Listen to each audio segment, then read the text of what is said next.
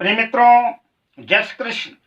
मैं हूं आचार्य डॉक्टर विष्णु कुमार मिश्रा और आज हम आपके बीच उपस्थित हूं ज्योतिष शास्त्र के अति महत्वपूर्ण विषय जन्म कुंडली के सप्तम भाव विचार भाग 1 को लेकर, जिसमें हम ज्योतिष के उन जिज्ञासुओं को जो अपने लाइफ पार्टनर या अपने वैवाहिक जीवन के बारे में जानना चाहते हैं, तो जन्म कुंडली के सप्तम भाव से आपका जीवन साथी कैसा होगा, वैवाहिक जीवन सुख शांति में रहेगा या फिर कलह कलेश के बीच ही जीवन यापन करना पड़ेगा, या फिर डाइवोर्स जैसी स्थिति बन जाएगी, तलाक होगा या फिर जीवन साथी की मृत्यु होगी, दूसरे विवाह के योग बनेंगे या नहीं। पूरी कोशिश करूंगा सप्तम भाव से संबंधित समस्त जानकारियों को आप तक पहुंचाऊं।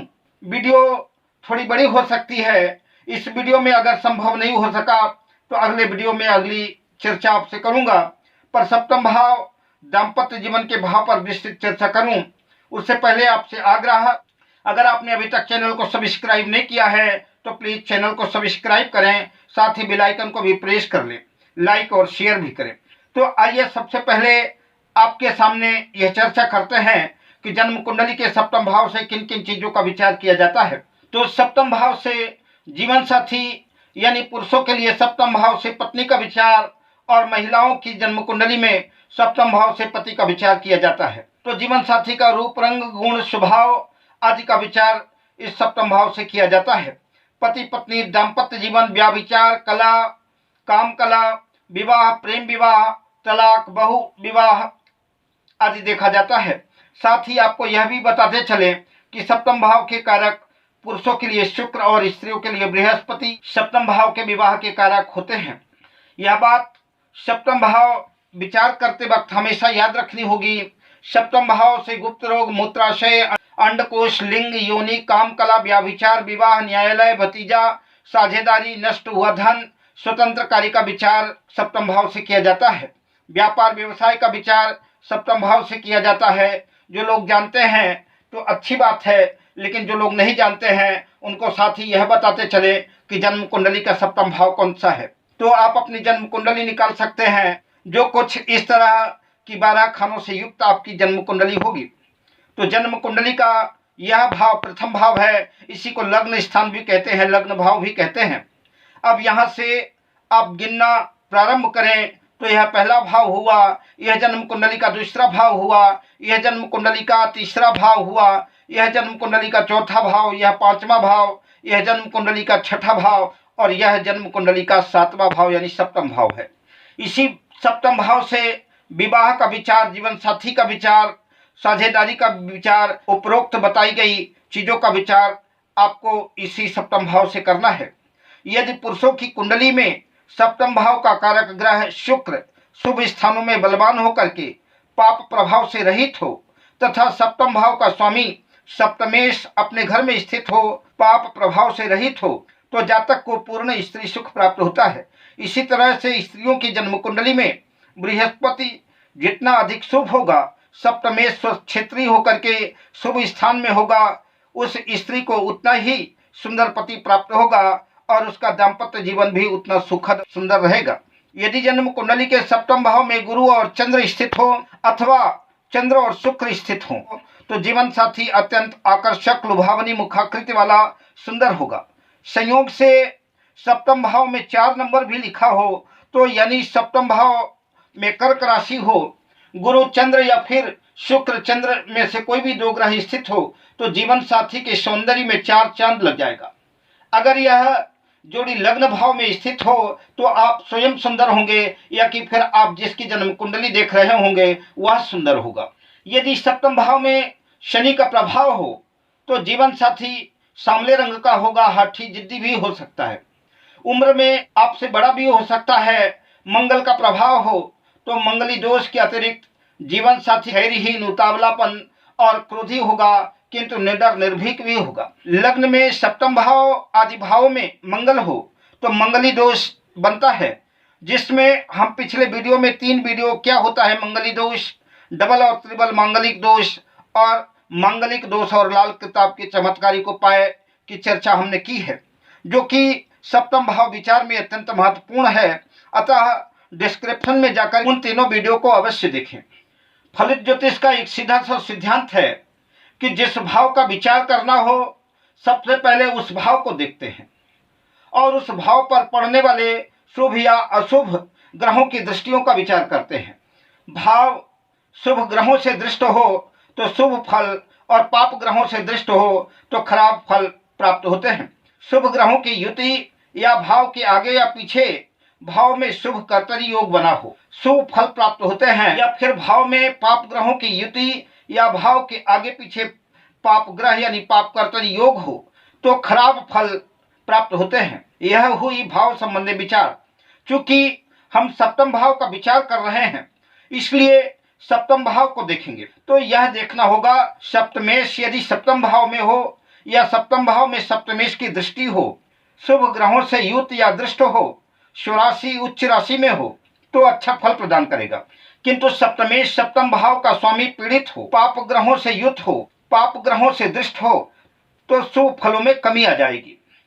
अब कुंडली विश्लेषण का तीसरा पहलू, जिस भाव का विचार किया जा रहा है उस भाव के कारक ग्रह की स्थिति को देखना भी जरूरी है। कुंडली के सप्तम भाव के कारक ग्रह की स्थिति का विचार करना होगा। यह हम आपको पहले ही बता चुके हैं। कुछ लोग जानते भी होंगे कि पुरुषों की जन्म कुंडली में सप्तम भाव के कारक ग्रह शुक्र होते हैं और स्त्रियों में सप्तम भाव के कारक ग्रह देवगुरु बृहस्पति होते हैं। तो कारक ग्रह की स्थिति को देखना, वह अपनी उच्च राशि में बैठा है या स्वराशि में बैठा है या मित्र राशि में बैठा है या शत्रु राशि में बैठा है या शुभ ग्रहों के प्रभाव में है या पाप ग्रहों के प्रभाव में है, इन चीजों का विचार करना आवश्यक है।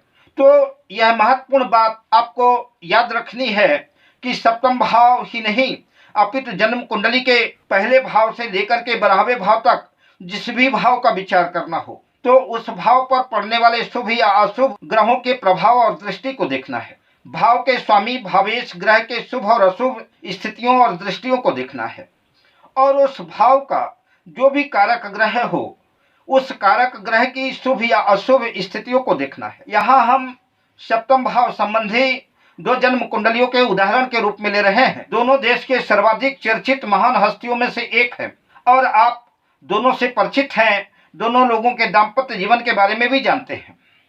दोनों भारत के प्रधानमंत्री हैं। स्वर्गीय श्रीमती इंदिरा गांधी है जिनकी कुंडली के सप्तम भाव का विचार करेंगे। दूसरी कुंडली भारत के वर्तमान प्रधानमंत्री आदरणीय नरेंद्र मोदी जी की है जिनकी जन्म कुंडली का उदाहरण हम लेते हैं। पर उससे पहले आपको स्मरण दिला दें कि भाव भावेश और कारक ग्रह को देखना है। साथ ही जिस भाव पर 2 क्रूर पापी ग्रहों की दृष्टि हो, सूर्य मंगल शनि या राहु केतु में से 2 या 2 से अधिक ग्रहों की दृष्टियां हो तो जिस भाव पर होंगी तो जातक को उस भाव से संबंधित फलों से अलग कर देगी। मान लीजिए सप्तम भाव पर 2 क्रूर ग्रहों की शनि और मंगल की दृष्टि है तो ग्रह अपनी दशा अंतरदशा में जातक को जीवन साथी से अलग कर देंगे। साथ ही इस बात का भी स्मरण रखना है कि क्रूर ग्रह पापी ग्रह अगर उस भाव का स्वामी है तो उस भाव के लिए शुभ होगा। तो आइए उदाहरण लेते हैं भारत की दिवंगत महिला प्रधानमंत्री स्वर्गीय इंदिरा गांधी की। का जन्म 19 नवंबर 1917 को रात्रि को 11:11 में हुआ था। जन्म स्थान से भी आप परिचित हैं, प्रयागराज इलाहाबाद। तो यह है श्रीमती इंदिरा गांधी की जन्म कुंडली। इस जन्म कुंडली को गौर से देखिए। कर्क लग्न की कुंडली है। यह ध्यान रखें कि हम इनके जन्म कुंडली का संपूर्ण फलादेश, संपूर्ण विश्लेषण, इनके राजनीतिक जीवन आदि का विश्लेषण नहीं करेंगे। हम सिर्फ सप्तम भाव की चर्चा करेंगे जो कि हमारा आज का टॉपिक, आज का विषय है। तो जैसा कि आप जानते ही हैं कि यह जन्म कुंडली का सप्तम भाव है, यह लाइफ पार्टनर का भाव है। तो सबसे पहले हम सप्तम भाव को देखेंगे। सप्तम भाव में मकर राशि है और मकर राशि चर राशि है और सप्तम भाव में अब देखेंगे कि कौन सा ग्रह बैठा है। तो शुक्ल पक्ष का चंद्रमा है, अतः चंद्रमा है तो शुक्ल पक्ष का। किंतु विद्वानों ने शुक्ल पक्ष के सप्तमी तक चंद्रमा को क्षीर्ण माना है। षष्ठी सप्तमी के बाद जैसे चंद्रमा की कलाएं बढ़ती जाती हैं तो चंद्रमा मध्यम फलकारी हो जाता है और एकादशी के बाद चंद्रमा शुभ हो जाता है। इंदिरा गांधी की कुंडली में अभी तक चंद्रमा को बहुत शुभ मानकर नहीं चल रहे हैं। दूसरी बात, चंद्र बैठा किस राशि में है? तो शनि की मकर राशि में चंद्रमा बैठा है। मकर राशि चर राशि है और चंद्रमा भी चंचल है, 2.25 दिन में ही राशि परिवर्तन कर लेता है, मन का कारक है, इसलिए इस दृष्टि से बहुत ठीक नहीं कहेंगे। हाँ, चंद्र दशमी से पूर्णिमा के बीच अगर होता तो यह शुभ हो जाता। चंद्रमा पर किस शुभ या अशुभ ग्रह की दृष्टि है? तो सप्तम भाव पर गुरु की भी दृष्टि नहीं है और शुक्र की भी दृष्टि नहीं है। अब क्रूर ग्रह की दृष्टि देखें तो सूर्य की दृष्टि नहीं है, मंगल की दृष्टि सप्तम भाव पर नहीं है, राहु केतु की दृष्टि सप्तम भाव पर नहीं है। सप्तम भाव पर सिर्फ और सिर्फ अगर दृष्टि है तो अलगाववादी ग्रह शनि की दृष्टि है, किंतु शनि सप्तम भाव का स्वामी भी है, इसलिए अपने घर में शनि की दृष्टि है तो ठीक ही कहा जाएगा। शनि की दृष्टि सप्तम भाव पर बैठे चंद्र पर भी है। कर्क लग्न की कुंडली होने की वजह से चंद्रमा लग्नेश भी हैं। और सबसे अच्छी बात, शनि और चंद्र की आपसी एक्सचेंज यानी राशि परिवर्तन भी है। यह बात अच्छी कही जा सकती है, किंतु साथ में यह भी स्मरण रखना होगा कि शनि की चंद्रमा पर दृष्टि, शनि की राशि में चंद्रमा का होना विष दोष बनाता है, साथ ही जीवन साथी के चरित्र को भी चंचल और कमजोर बनाता है। महिला की कुंडली में लग्न में शनि जिद्दी हठी बनाता है, किंतु लग्न और सप्तम भाव का एक्सचेंज भी है। सप्तम भाव में शनि, राहु, केतु, नीच के गुरु, शुक्र और सूर्य भी शनि सप्तमेश भी हो तो आउट ऑफ कास्ट, जिसे आप इंटर कास्ट कहते हैं, अपने जाति धर्म से अलग विवाह करवाता है। जैसे कि आप जानते ही हैं कि इंदिरा गांधी के पति फिरोज गांधी पारसी थे। लग्नस्थ जिद्दी शनि ने इंदिरा गांधी को धर्म परिवर्तन करने के लिए मजबूर कर दिया था। तब महात्मा गांधी ने इस समस्या का समाधान फिरोज गांधी को अपना पुत्र बना करके किया था, जो बाद में शादी के बाद फिरोज गांधी हो गए। सप्तमेश चर राशि के हों तो भी जातक को जीवन साथी का सुख नहीं मिलता। तो इंदिरा गांधी का जन्म कुंडली में सप्तमेश शनि चर राशि में कर्क राशि में है। कर्क राशि में सप्तमेश होने की वजह से फिरोज गांधी का चरित्र संदेहास्पद हो गया। कई जगह अफेयर चले, जिसकी वजह से इंदिरा गांधी अपने पिता के घर रहने लगी। बाद में फिरोज गांधी ने किसी मुस्लिम लड़की के साथ दूसरा विवाह कर लिया। हमने यहाँ सप्तम भाव को देखा और सप्तमेश शनि को देखा। अब देखते हैं पति के कारक गुरु और सेक्स के कारक शुक्र को। तो आइए पति के कारक गुरु को देखते हैं, उनकी पोजीशन कैसी है, क्या है। तो गुरु एकादश लाभ भाव में है, तो यह तो अच्छी बात हुई, गुरु लाभस्थ है। पर गुरु किस राशि में बैठे हैं? तो शुक्र की वृष राशि में बैठे हैं, यानी अपनी शत्रु राशि में बैठे हैं। यह निगेटिव बात हो गई, यह निगेटिव योग हो गया। बैठे तो अच्छे घर में हैं, किंतु जिस राशि में बैठे हैं वह शत्रु राशि है, यह बात निगेटिव हो गई। विवाह के कारक गुरु पर शुभ अशुभ ग्रहों की दृष्टियों को देखते हैं तो विवाह के कारक गुरु में किसी और क्रूर ग्रह की दृष्टि नहीं है, किंतु सूर्य की दृष्टि है। अतः विवाह के कारक शत्रु राशि में होने की वजह से पीड़ित हो गए। और दूसरी बात, किसी शुभ ग्रह की दृष्टि नहीं है। क्रूर ग्रह से दृष्ट होने की वजह से विवाह के कारक गुरु भी पीड़ित हो गए। सेक्स के कारक पत्रिका के खष्टम भाव में आ गए, साथ में राहु की युति है और केतु की भी दृष्टि है, इसलिए इंदिरा गांधी को सेक्सुअल सुख भी बहुत ज्यादा नहीं मिल सका। तो सप्तम भाव पर क्षीण चंद्रमा और चंद्रमा पर शनि की दृष्टि विषदोष, जीवन साथी को लेकर के मन में तनाव, डिप्रेशन दर्शाता है।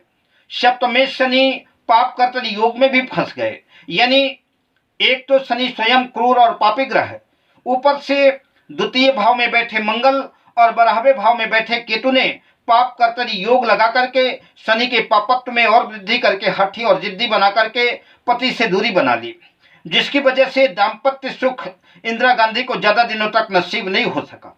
चूंकि सप्तम भाव विचार को लेकर के बहुत से अनछुए पहलू अविशेष हैं और हमने वर्तमान प्रधानमंत्री नरेंद्र मोदी जी की कुंडली के सप्तम भाव विचार की भी चर्चा आपसे की थी, किंतु वीडियो पहले से ही काफी लंबा हो चुका है, इसलिए अगली चर्चा हम अगले वीडियो भाग 2 पर करेंगे।